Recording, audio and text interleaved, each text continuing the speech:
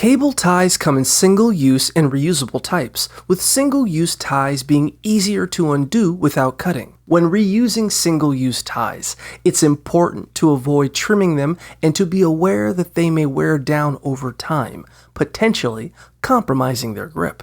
For those frequently using ties, investing in reusable ones may be more practical. In case of restraint during a home invasion, one can attempt to escape by manipulating the locking mechanism. First, bend the loose end back to access the cube. Then press down on the bar with a tool or fingernail to release it, allowing the loose end to pull back through.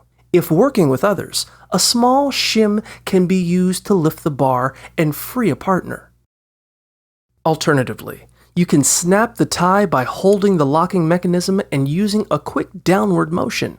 Always prioritize safety and consider the condition of the ties before reuse.